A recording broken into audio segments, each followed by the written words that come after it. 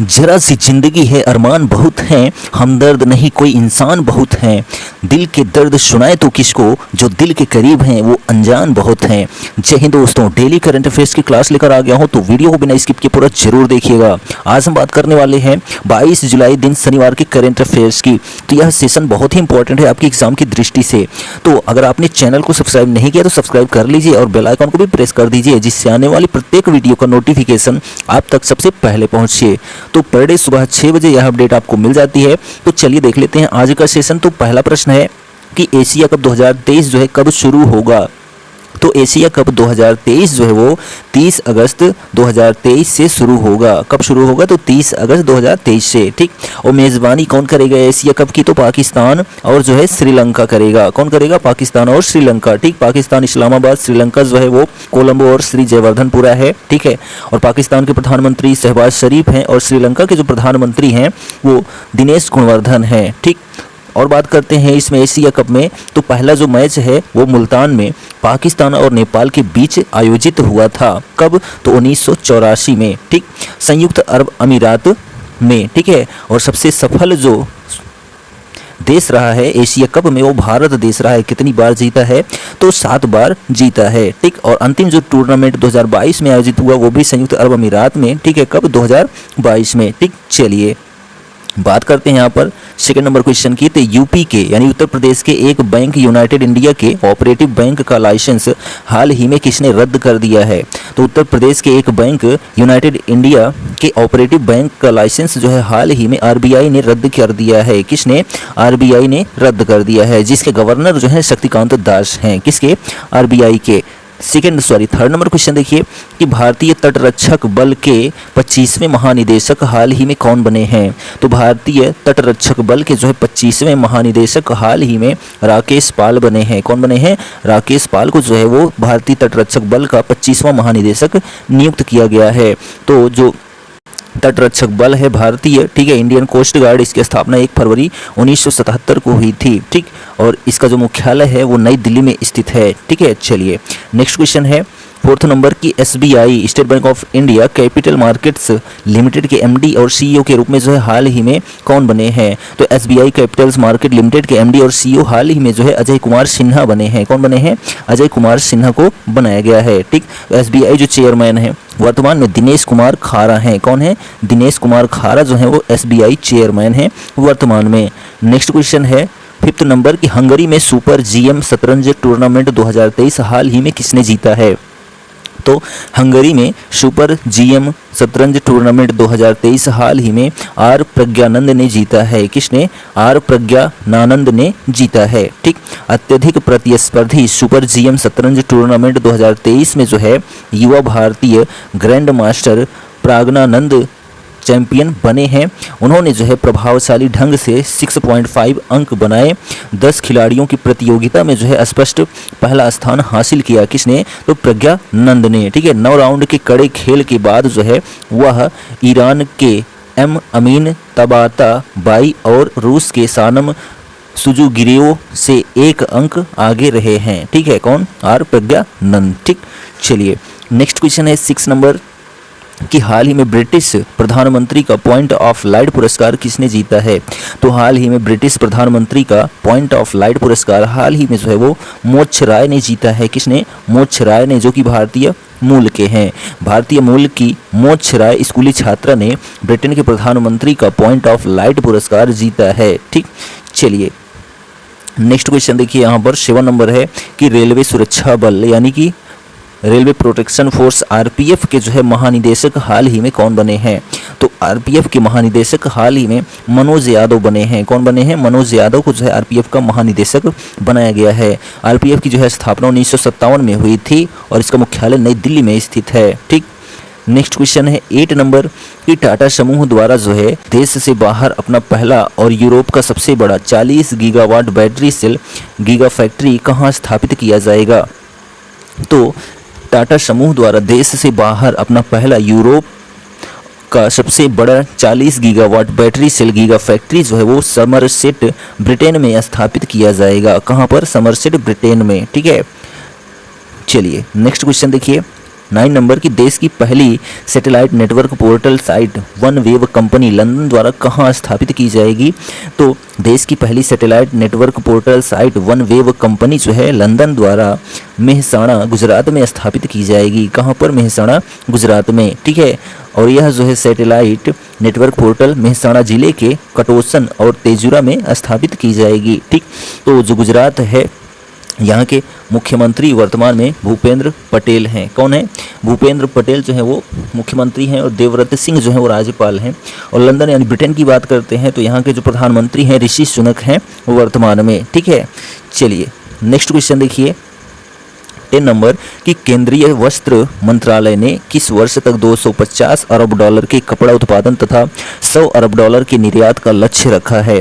तो केंद्रीय वस्त्र मंत्रालय ने जो है 2030 तक जो है 250 अरब डॉलर के कपड़ा उत्पादन तथा 100 अरब डॉलर के निर्यात का लक्ष्य रखा है। किसने?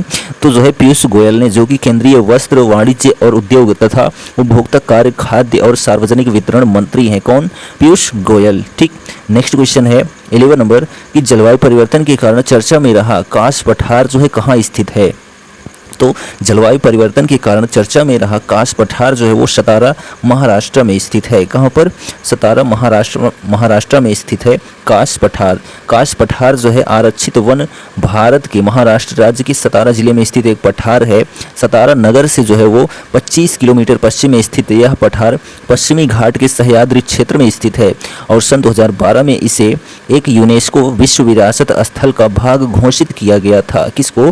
तो काश पठार को, ठीक।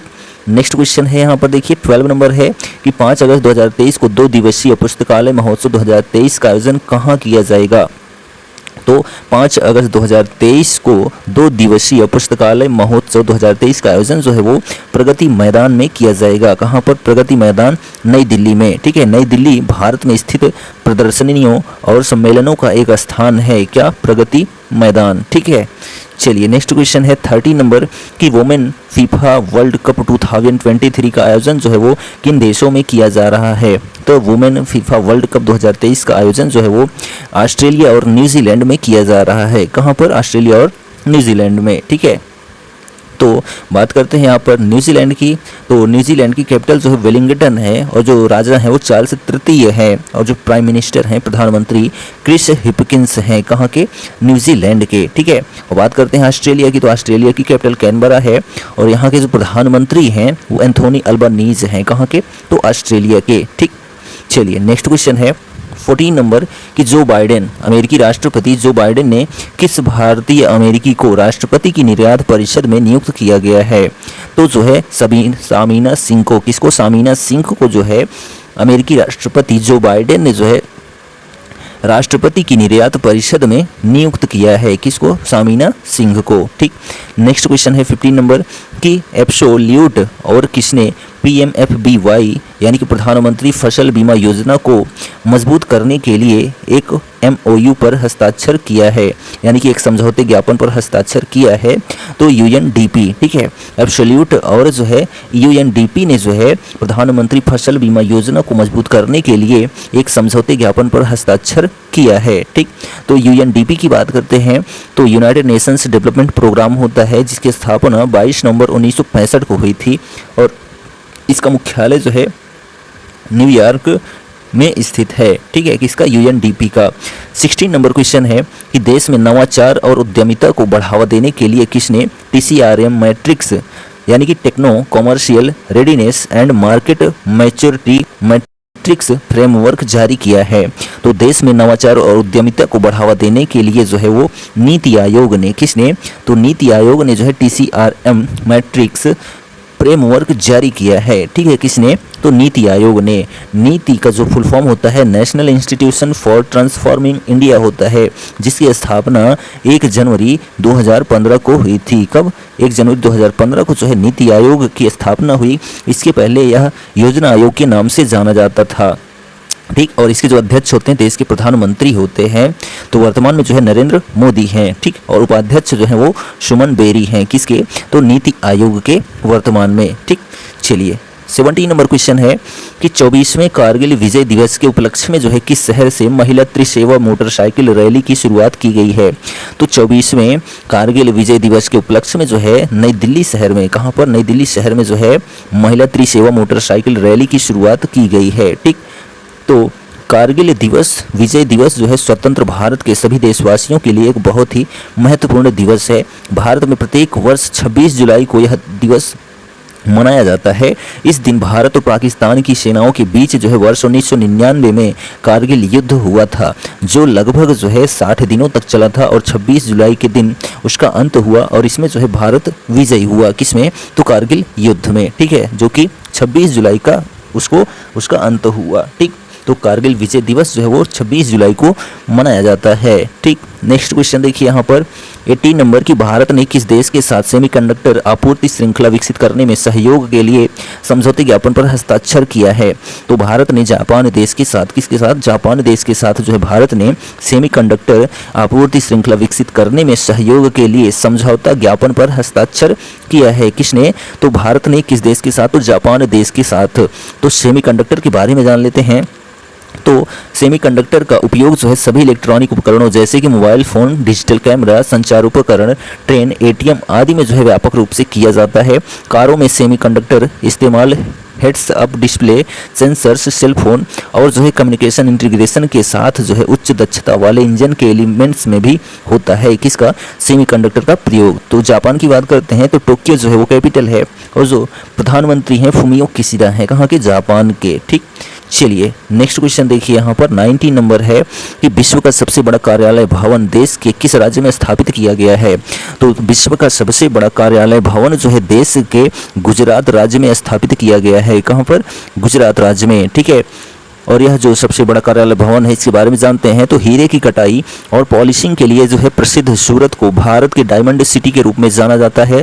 शहर में जो है एसआर, लार्सन एंड टुब्रो और जो है RIL जैसे विभिन्न इंजीनियरिंग संयंत्र हैं। कहाँ पर? सूरत में। ठीक है, अमेरिका की रक्षा मंत्रालय पेंटागन को जो है पीछे छोड़कर भारत में अब दुनिया का सबसे बड़ा कार्यालय भवन होगा। कौन सा?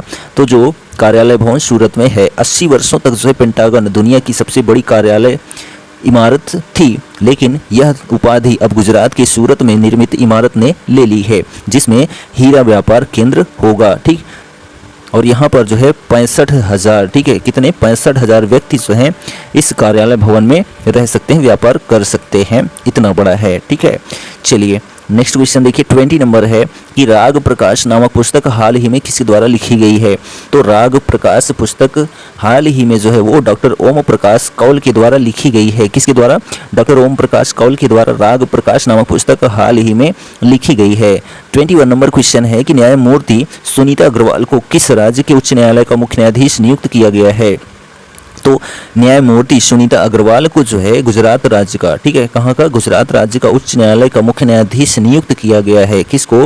तो न्यायमूर्ति सुनीता अग्रवाल को। कहाँ का? तो गुजरात हाई कोर्ट का। गुजरात हाई कोर्ट जो है वो अहमदाबाद में स्थित है और इसकी स्थापना 1 मई 1960 को हुई थी। और इसके जस्टिस जो है यानी कि न्यायमूर्ति इससे पहले किससे? सुनीता, ठीक है, सुनीता अग्रवाल से पहले जो है वो कौन थे?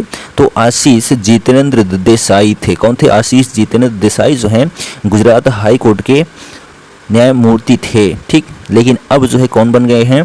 तो सुनीता अग्रवाल बन गई हैं। ठीक है, चलिए 22 नंबर क्वेश्चन है कि न्यायमूर्ति आलोक आराधे को किस राज्य के उच्च न्यायालय का मुख्य न्यायाधीश नियुक्त किया गया है। तो न्यायमूर्ति आलोक आराधे को जो है तेलंगाना राज्य का, कहाँ का? तेलंगाना राज्य का जो है मुख्य न्यायाधीश नियुक्त किया गया है। किसको? तो आलोक आराधे को। ठीक है, तो तेलंगाना हाई कोर्ट जो है वो 1 जनवरी 2019 से कार्यरत है, यानी कि चल रहा है। ठीक है, और इसका जो केंद्र बिंदु है यानी तेलंगाना हाई कोर्ट जो है वो कहाँ है? तो हैदराबाद में स्थित है। ठीक है, कैपिटल पर। और करेंटली जो है अभी नंद कुमार शाविली, ठीक है, अभिनंद कुमार शाविली जो हैं वो न्यायमूर्ति थे तेलंगाना हाई कोर्ट के, लेकिन अब कौन बन गए हैं?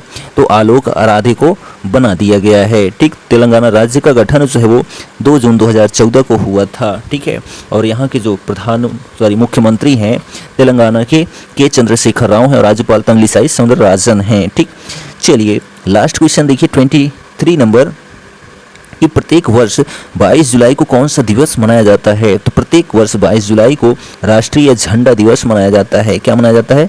राष्ट्रीय झंडा दिवस मनाया जाता है।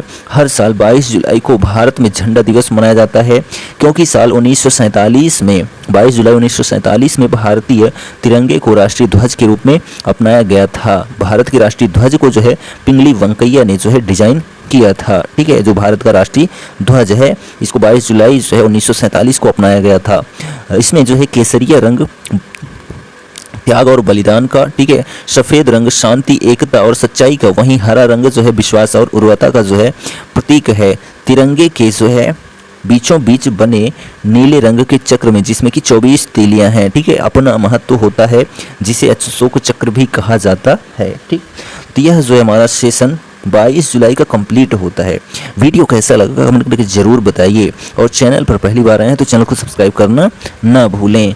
तो डेली की तरह आज भी आपसे कहेंगे कर दिखाओ कुछ ऐसा कि दुनिया करना चाहे आपके जैसा। Thank you, goodbye, take care.